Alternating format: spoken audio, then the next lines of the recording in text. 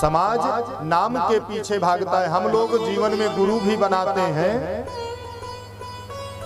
तो हम सभी का विचार ये रहता है कि हम जिसको गुरु जी अपना बनाएं उसको संसार जानता हो। अच्छा ये बताओ गुरु जी किस लिए बनाए जाते हैं? किसी को पता है गुरु जी क्यों बनाए जाते हैं? गुरु मंत्र क्यों लिया जाता है? बताइए। अच्छा बताइए कितने लोग गुरु दीक्षा ले चुके हैं? हाथ उठा करके बताइए ईमानदारी से, कितने लोग गुरुमुख हो चुके हैं? अच्छा जितने लोग हाथ उठाए हैं आप लोग बताइए गुरु मंत्र किस लिए लिए? जो नहीं लिए उनको तो मैं बताऊंगा ही कि क्यों लिया जाता है, लेकिन जो लिए हैं वो बताएं कि गुरु मंत्र किस लिए लिया जाता है, गुरु क्यों बनाया जाता है जीवन में, गुरु की आवश्यकता क्यों होती है? बताइए दादा। अच्छा ज्ञान के लिए। परंतु आजकल स्थिति क्या है कि गुरु जी बना लो जिसको दुनिया जानती हो, जबकि गुरु बनाया जाता है आत्मबोध के लिए, कल्याण के लिए, अपने आत्म कल्याण के लिए, आत्मबोध के लिए। गुरु शब्द का अर्थ होता है गु माने अंधकार, रू माने प्रकाश, यानी जो हमें अंधकार से प्रकाश की तरफ लेकर के जाए वही गुरु होता है। और गुरु इसीलिए बनाया जाता है कि जो हम इस संसार के बंधन में और संसार के माया मोह में जो हम फंसे हैं, इस संसार सागर से निकाल करके हमें परमात्मा के परम पद तक पार लगा करके ले जाए और पहुंचा दे।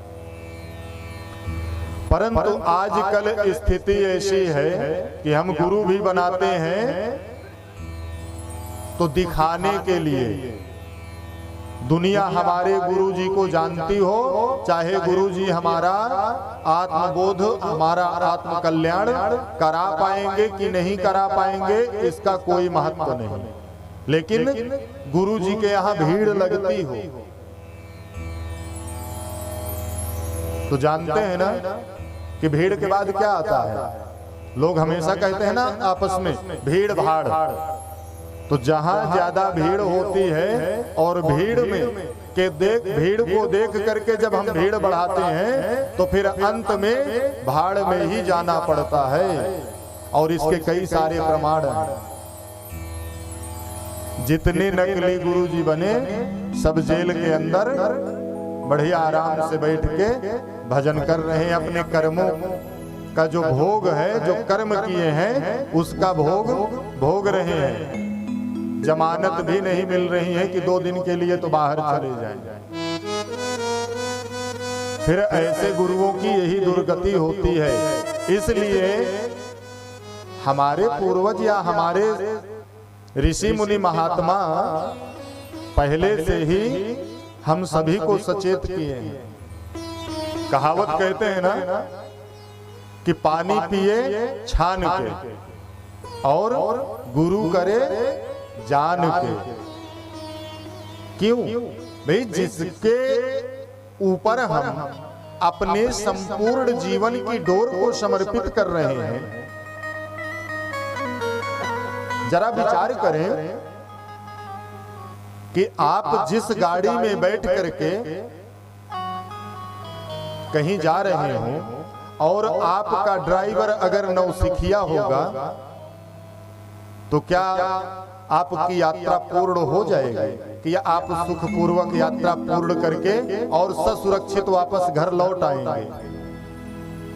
अगर ड्राइवर आपका नौसिखिया होगा तो एक्सीडेंट का खतरा बना ही रहेगा और ले जाकर के कहीं ना कहीं ठोक देगा। ठीक उसी तरह तो विचार करो कि, और जिस ड्राइवर को आप जानते हो, जान लिए हो कि नहीं अभी ये नया नया है, अभी इसका हाथ साफ नहीं है, सही ढंग से नहीं गाड़ी चला पाता, तो आप उसको लेकर के कितना भी इमरजेंसी हो आप लेकर के नहीं जाओगे। अपनी यात्रा आप टाल दोगे या इंतजार कर लोगे किसी अच्छे अनुभवी ड्राइवर का, लेकिन नौसिखिया के साथ नहीं जाओगे।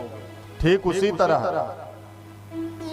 जिसे हम अपने जीवन की संपूर्ण डोर को सौंपने जा रहे हैं, अपने जीवन को सौंपने जा रहे हैं, उसका परीक्षण करना भी जरूरी है उस ड्राइवर की तरह कि क्या ये हमें इस भवसागर से, संसार सागर से पार करने का सामर्थ्य रखते हैं, अन्यथा बीच मझधार में ही हमें अपने सहित लेकर के डुबा देंगे।